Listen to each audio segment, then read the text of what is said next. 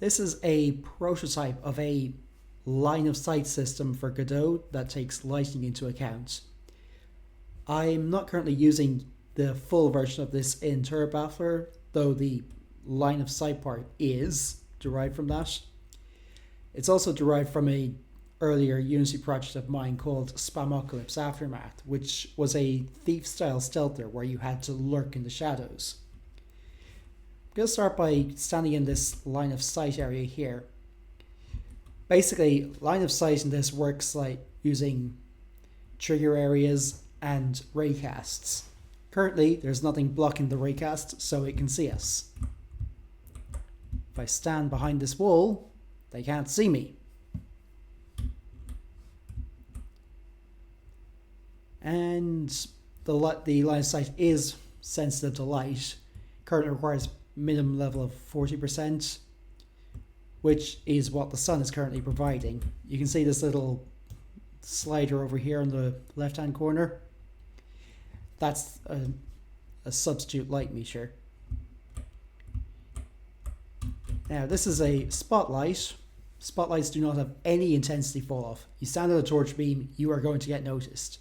This isn't the most realistic lighting system, but it's probably good enough for games. Certainly probably good enough for me. Now, spotlights and omnilights will also use raycast to check if they can see you. I have disabled it on this one particular instance. That will be a configurable option in each light. In this case, it can see us regardless of where we stand in it, because this wall is not going to provide any cover from this light as is.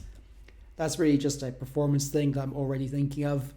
If you don't need to calculate a line of sight for this light, don't. Alright, this little shadow area hides me from the sun, where there isn't one place on this side of the light of the walls of this wall, so it effectively doesn't provide any cover, but you'd have to place them manually. But that's a bit of a trade-off. You'd get better performance that way, particularly if things scale up with a lot of enemies. And finally, this is an omnilight or point light if you're coming from Unity. You can see that they are inversely proportional to how far away you are. So this is currently only in 3D. I will be adding 2D at some point. This is more just a demo, just to see what people think of it. Right, so that's it. I'll see you in the next one. Bye for now.